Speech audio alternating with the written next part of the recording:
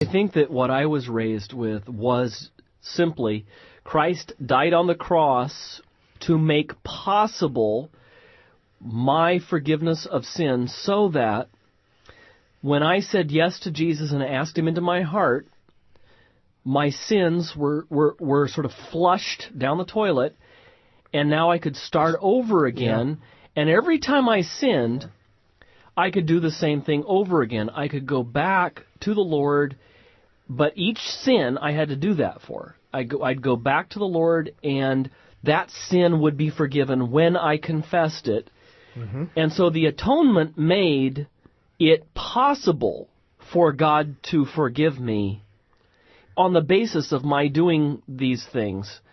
Very different from his 33 years of always doing the Father's will, right. Credited to me in such a way that I'm not only forgiven, I am righteous before God as if I had perfectly kept the law myself. Yeah. The first part of what you brought up is what Luther was given when he was an Augustinian monk. Sort of like a checking account. Mm-hmm. That's why it was important to detail everything in confession, because anything you confess, you'll be forgiven for. It's straight Rome. Yeah. And yet they would say, well, it's the death of Christ that makes it possible for you to be forgiven of these things. That's right.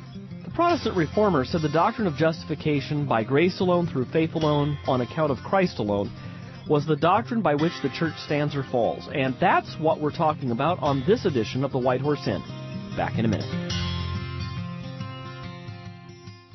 The White Horse Inn is a listener-supported broadcast. For more information about our work, head to whitehorseinn.org.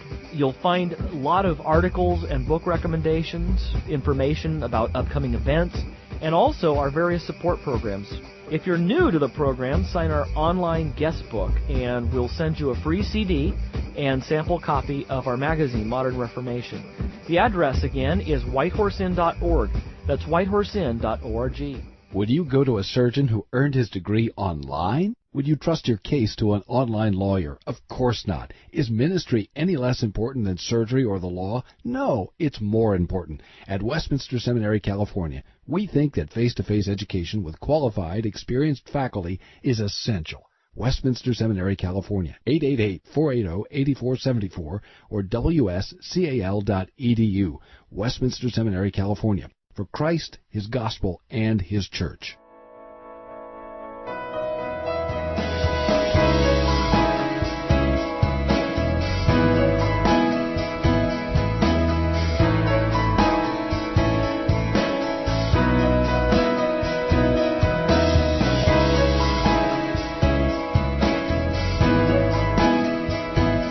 Welcome back to White Horse Inn, as we're talking about the doctrine of justification, which the Apostle Paul relates directly to the gospel in his epistle to the Galatians.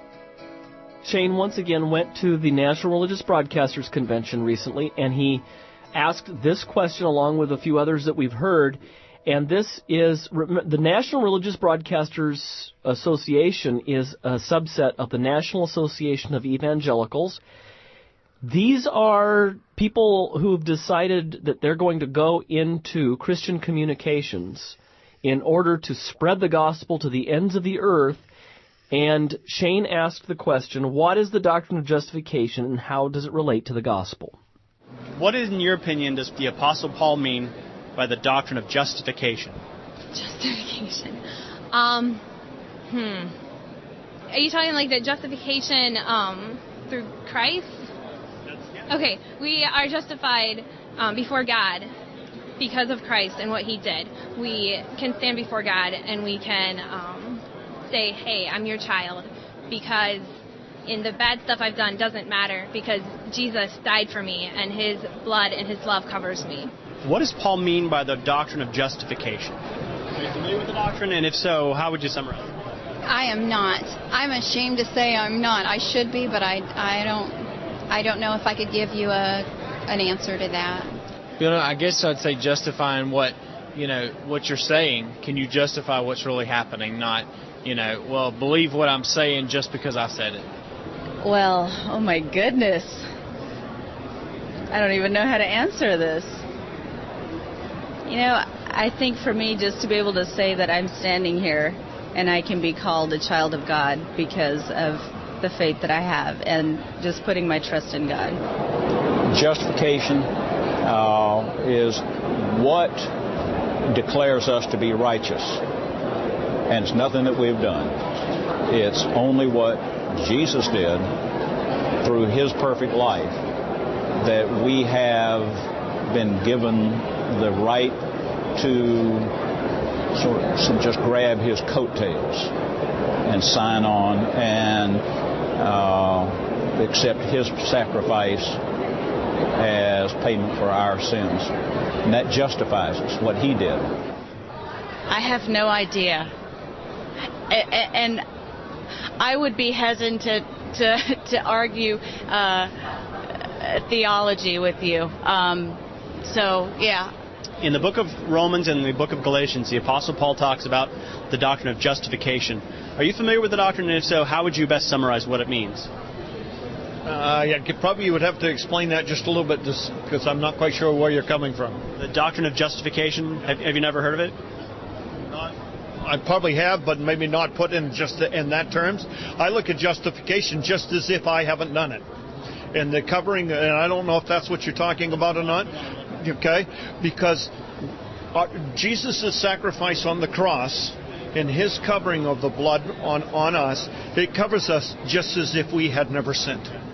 You're talking about being justified by faith. And what was the question? If I'm familiar. I got nothing. I mean, I've heard it. I've talked about it. I don't feel that justified faith is a salvation necessarily issue. I can, confess Jesus. I'm still for me right now, I'm still really wanting to grab red letters. And I don't know how long I'll be on the red letter stuff, but that's where my focus is right now. Well, we're justified through faith. I mean, it's a process. More people need to be made aware of it, and we're all going to have a different commitment level. We're all going to come in on a different level, but it's a process. I am familiar with the doctrine of justification, but theologically, I don't think that I can answer that. That's a pastor question. Wow. I mean, where do you begin? First of all, right out of the gate, justification is a process. Yep. That is exactly what it is not. Depends on your level of commitment, the same guy says. What is it then if it's not a process? Why isn't justification a process? Who holds that it's a process? Rome. He says it's by faith, but yet it's a process. Yep. Wow. Straight Rome. It's not a process because it is a declaration that is once and for all true. Yeah. We are declared righteous because of the perfect righteousness of Christ. It's instantaneous. There were several folks, and I think this has to do with age, that remembered the term, knew that it was important, and knew that it had something to do with the gospel. Mm-hmm. But and as Shane kind of fished it out of them, started to get close. Yeah. But that tells us that they haven't thought about this in a long time. Just as if I'd never sinned was one of them. Why not just as if I'd never sinned? It's half the story. It doesn't have the fact that Christ, through his entire life, obeyed the commandments of God in thought, word, and deed, and earned or merited a righteousness that is given to me through faith. That's not even on the radar. I have to, in order to stand before God on Judgment Day, I not only have to be forgiven my sins, I have to have the perfect righteousness that can withstand his judgment. Yes. And in justification, I not only have my debts imputed to him, but his righteousness, his obedience imputed to me. Credited or reckoned or imputed to me. The one positive thing is you did have some people that seemed to get in the ballpark. Forgiveness. Forgiveness. Yes. And Jesus had nothing to do with works. And some even pointed to his righteous life. It was connected with his blood by a couple, what he did. And also there was a little bit of a sense of a legal standing in the way some of them gave their answer. It wasn't complete and it wasn't explicit, but there was a sense of standing before God. Being not very often. Not very often, but it was at least there.